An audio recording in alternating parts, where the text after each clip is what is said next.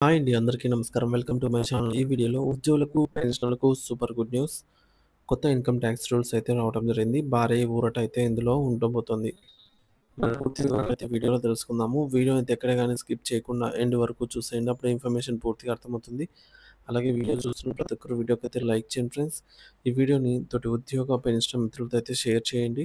కొత్తగా మన ఛానెల్‌ని చూస్తున్నవారు ఇంకా ఎవరైనా సబ్స్క్రైబ్ చేసుకోకుంటే వెంటనే మన ఛానెల్‌ని సబ్స్క్రైబ్ చేసుకోండి. దీని ద్వారా నేను చేసే లేటెస్ట్ వీడియోస్ అన్నీ మీ వరకు రీచ్ అవుతాయి. ఇక ఆలస్యం చేయకుండా వివరాల్లోకైతే వెళ్ళిపోదాము. ఫ్రెండ్స్, ఈ విషయానికి వచ్చినట్లయితే ఆదాయ పన్ను చట్టం 2005 పన్ను చెల్లింపుదారులకు భారీ ఊరట. కీలక మార్పులు ఇవే. దేశంలోని కోట్లాది మంది పన్ను చెల్లింపుదారులకు, ముఖ్యంగా ఉద్యోగులు మరియు పెన్షనర్లకు పన్ను చట్టాన్ని సరళతరం చేస్తూ అనేక కీలక ప్రయోజనాలను కల్పిస్తూ కేంద్ర ప్రభుత్వం ప్రతిపాదించిన ఆదాయపు పన్ను బిల్లు 2025కు లోక్సభ ఆమోదం తెలిపింది. కేంద్ర ఆర్థిక మంత్రి శ్రీ నిర్మలా సీతారామన్ ప్రవేశపెట్టినటువంటి ఈ బిల్లు రాజ్యసభ ఆమోదం, రాష్ట్రపతి ఆమోదం పొందిన తర్వాత వచ్చే ఆర్థిక సంవత్సరం అంటే ఏప్రిల్ 1, 2026 నుంచి అమల్లోకి రానుంది. ఈ నూతన చట్టంలోని కీలక అంశాలు పన్ను చెల్లింపుదారులకు గణనీయమైన ఊరట కలిగించనున్నాయి. బిల్లులోని ముఖ్య అంశాలు చూసుకున్నట్లయితే పన్ను చెల్లింపుదారులకు చేకూరనున్న అందనున్నటువంటి refund, huge relief on refunds.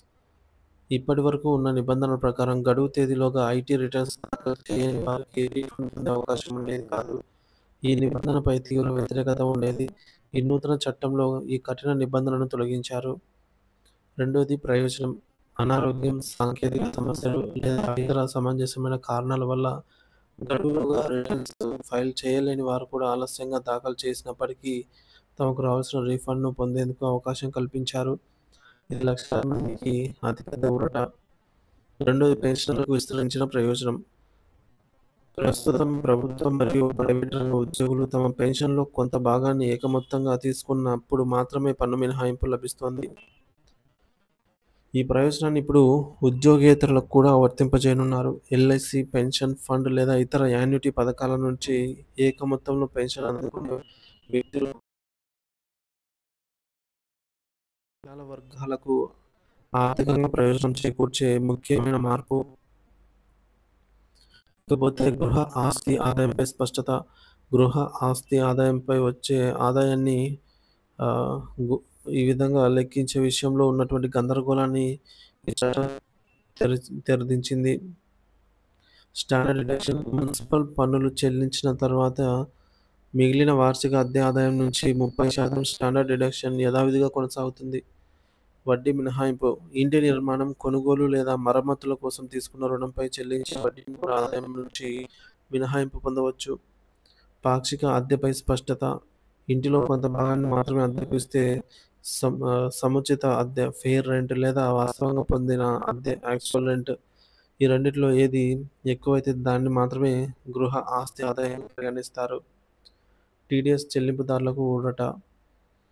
Nil TDS certificate. పన్ను చెల్లింపు భారం లేని వారు, ఉదాహరణకు ఆదాయ పన్ను పరిధిలోకి రాని సీనియర్ సిటిజన్లు ఇకపై సులభంగా ముందుగానే నిల్ టీడీఎస్ సర్టిఫికేట్ పొందేందుకు అవకాశం కల్పించారు.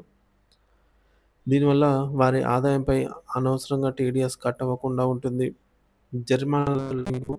టీడీఎస్ వివరాలను ఆలస్యంగా ఫైల్ చేసిన కొన్ని నిర్దిష్ట సందర్భాల్లో జరిమానాలు ఉండబోవని తెలుస్తోంది. ఇది కాంప్లయర్స్ భారాన్ని తగ్గిస్తుంది. యథాతథంగా పన్ను స్లాబులు.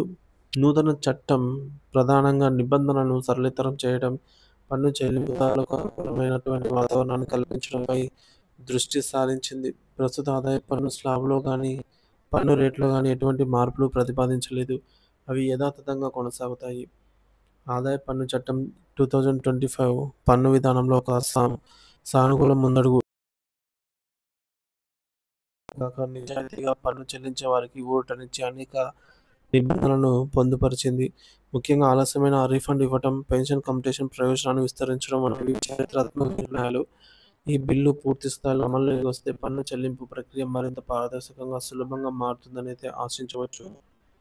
ఆలస్యంగా రిటర్న్స్ ఫైల్ చేసిన రీఫండ్, కమ్యుటేషన్, పెన్షన్ కమ్యుటేషన్, పన్ను మినహాయింపు విస్తరణ, అలాగే గృహ ఆస్తిపై స్పష్టత వంటి అనేక ప్రయోజనాలతో నూతన బిల్లుకు లోక్సభ ఆమోదం